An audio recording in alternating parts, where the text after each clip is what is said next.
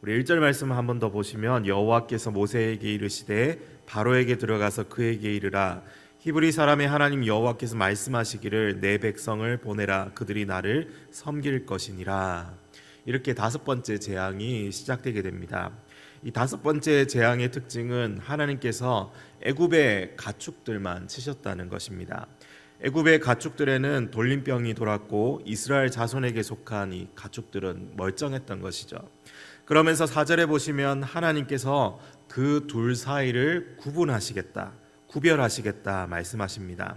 앞서 네 번째 재앙인 파리 때 사건 때도 하나님께서 이스라엘이 거주하는 그 고센 땅을 구별하셨습니다. 이번 다섯 번째 재앙에도 하나님은 이스라엘과 애굽 사이를 구별하시죠.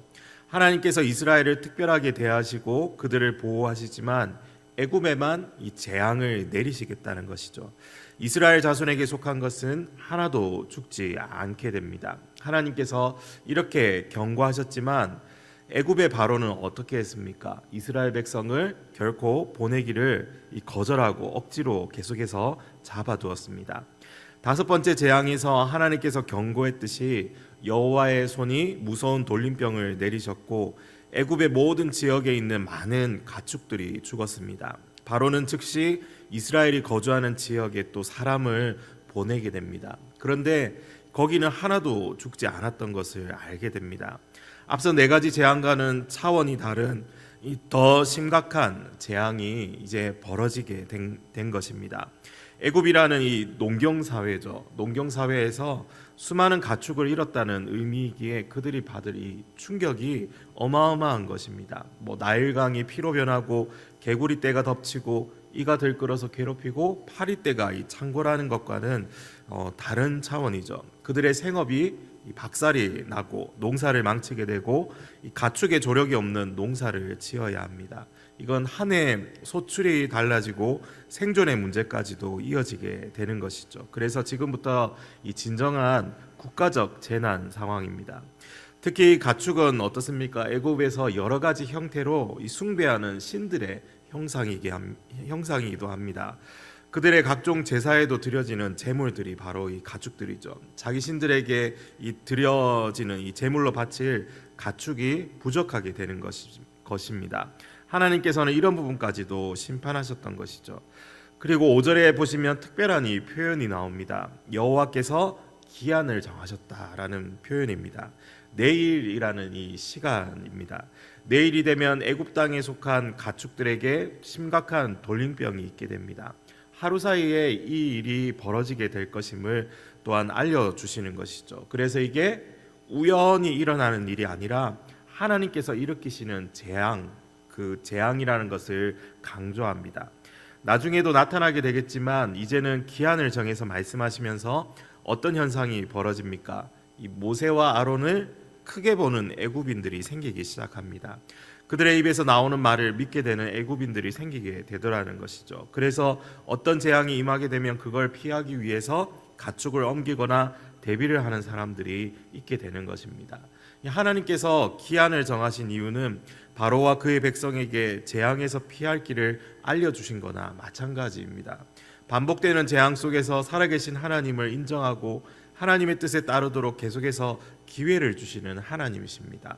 이 하나님의 뜻은 이스라엘 백성을 보내주는 것이죠. 그러나 바로와 애국 백성은 어떻게 합니까? 7절 말씀에 바로가 사람을 보내어 본즉 이스라엘의 가축은 하나도 죽지 아니하였더라. 그러나 바로의 마음이 완강하여 백성을 보내지 아니하니라. 정말 여호와 하나님의 말씀대로 이스라엘 가축은 하나도 손실이 없었다는 것을 보고도 그의 마음이 어떠합니까? 이 완강하다고 성경은 표현합니다. 히브리어에서 완강하다라는 이 단어는 무겁다는 뜻을 가지고 있습니다. 쉽게 움직이지 않는 마음을 표현하는 것이죠. 어떻게 보면 이 바로의 꺾이지 않는 고집입니다. 바로는 계속해서 이중적인 모습을 보이게 됩니다. 다급하면 언제든지 모세와 아론을 불러서 마음을 고쳐먹은 것처럼 행동하고 뭐든지 다 해줄 것처럼 말하지만 결과를 보면 어떻습니까? 여전히 모르쇠로 일관합니다. 전형적인 세상 죄인의 모습이죠. 그의 이런 완강한 마음, 완고한 마음은 애굽을 더 깊은 불행으로 이끌게 됩니다.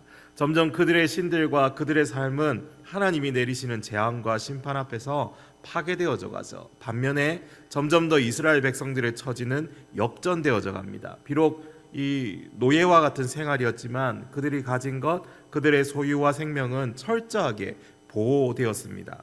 애굽은 점점 쇠약해져 가지만 이스라엘은 점점 더 강하여져 가는 것이죠. 오늘 하나님께서 일하시며 이끌어 가신 출애굽의 역사를 보면서 우리는 어떤 교훈을 얻을 수 있습니까? 모든 때와 시간은 하나님께 속하였다는 점을 우리는 생각해 볼 수 있습니다. 기한을 정하시는 하나님의 역사 앞에서 당대 세계 최강의 나라였던 애굽이라 할지라도 아무것도 할 수 없음을 보게 됩니다. 또한 말씀하신 대로 이루시는 하나님이십니다. 하나님의 말씀은 정확무어하며 그 말씀하신 바를 이루지 못하심이 없습니다. 반드시 성취하시는 하나님의 말씀을 우리는 언제든지 신뢰하고 의지할 수 있음을 또한 우리에게 말씀해 주십니다. 그리고 구별하셔서 지키시고 보호하시는 하나님의 그 선한 손길을 바라볼 수가 있습니다.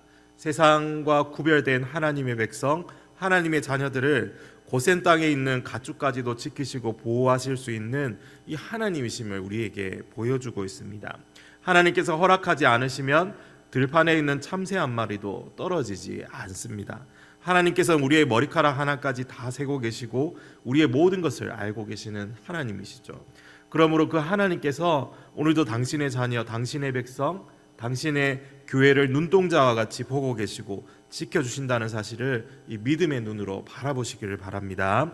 그리고 하나님께서 정하신 시간 안에는 기회를 주시는 하나님을 만날 수 있습니다. 돌이키고 회개하며 하나님의 살아계심을 인식하고 인정하도록 기회를 주시는 하나님이십니다.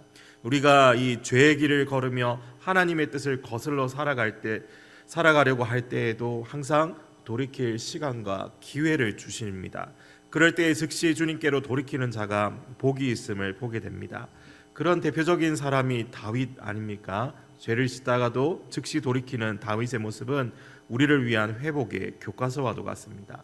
사랑하는 성도 여러분, 오늘도 주신 말씀을 묵상하면서 하나님께서 정하신 시간이 있다는 사실을 알고 깨닫고 또 항상 주의 백성을 지키고 보호해 주신다는 사실을 오늘도 이 믿음의 눈으로 바라보며 살아가는 저와 여러분 되시기를 바랍니다. 우리 함께 기도하겠습니다.